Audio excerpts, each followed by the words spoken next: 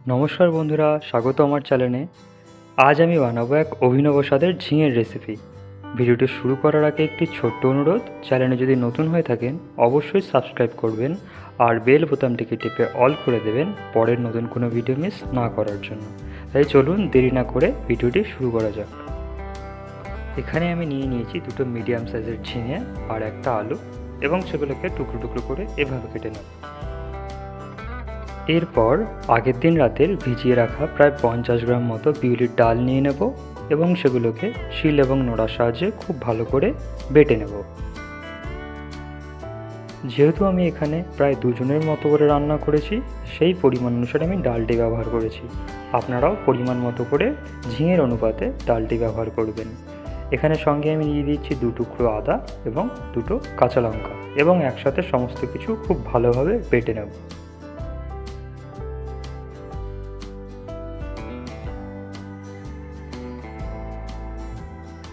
বাটা হয়ে গেলে সেটিকে একটি পাত্রে তুলে নিয়েছি এবং তাতে দিয়ে দিচ্ছি স্বাদ মতো লবণ এবং হাফ টিস্পুন মতো হলুদ গুঁড়ো, এবং সামান্য জল দিয়ে সেটাকে খুব ভালোভাবে মিশিয়ে নেব।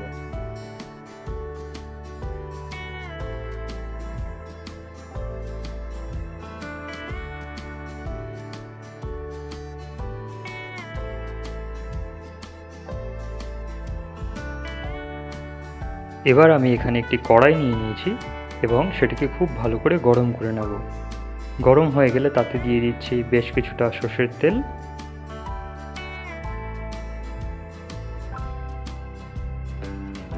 দেখা যাচ্ছে তেলও খুব ভালো গরম হয়ে গিয়েছে।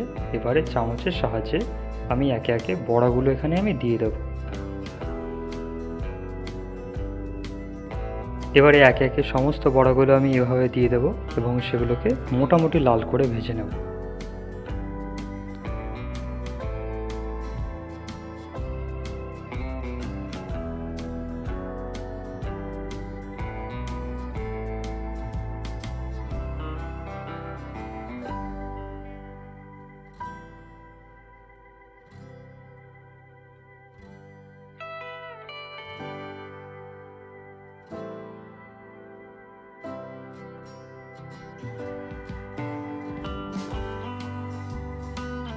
বড়াগুলো লাল হয়ে আসায় আমি সেগুলোকে একটি পাত্রে তুলে নিচ্ছি এবং সেই একই তেলে আমি দিয়ে দেবো প্রায় হাফ টিস্পুন মতো কালো জিরে।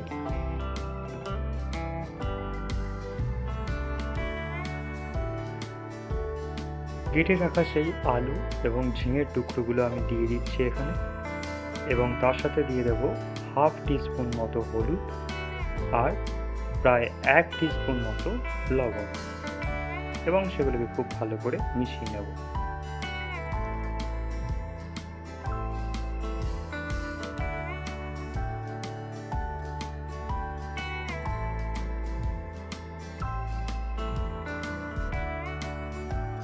এগুলোকে কিছু সময়ের জন্য আমি হালকা আঁচে ভেজে নেব। এগুলোকে বেশি ভাজার কোনো প্রয়োজন নেই, এবং এটিকে পাশে রেখে শিলনোড়ায় আমি কাঁচা লঙ্কা, সর্ষে এবং বেশ কিছুটা পোস্ত একইভাবে শিলনোড়ায় বেটে নেব।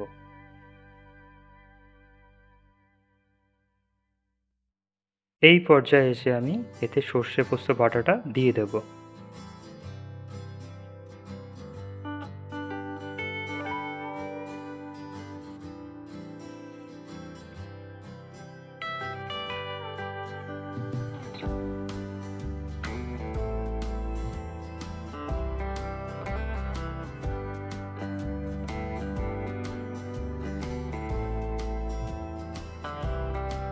এখন আমি এখানে বেশ কিছুটা জল দিয়ে দেব।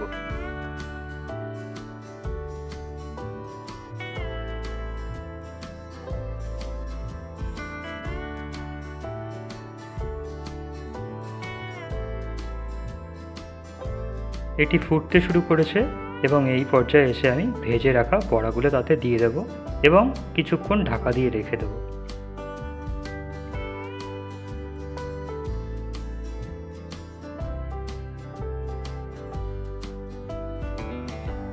প্রায় 10 মিনিট ঢেকে রাখার পরে দেখা যাচ্ছে সমস্ত কিছু খুব ভালোভাবে সেদ্ধ হয়ে গিয়েছে।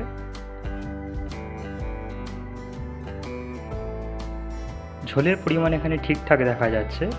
এখানে আমি শেষ উপাদান হিসাবে এতে দিয়ে দেবো বেশ কিছুটা কাঁচা সর্ষের তেল। এতে স্বাদ এবং ঘ্রাণ দুটোই খুব বেড়ে যায়। গরমের দিনের এই নিরামিষ অতীব সুস্বাদু ঝিঙের ডাল বড়ার ঝোল গরম গরম ভাতের সাথে পরিবেশন করার জন্য একেবারে প্রস্তুত।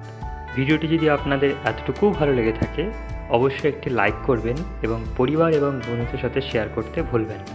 দেখা হচ্ছে আবার নতুন কোনো ভিডিওতে।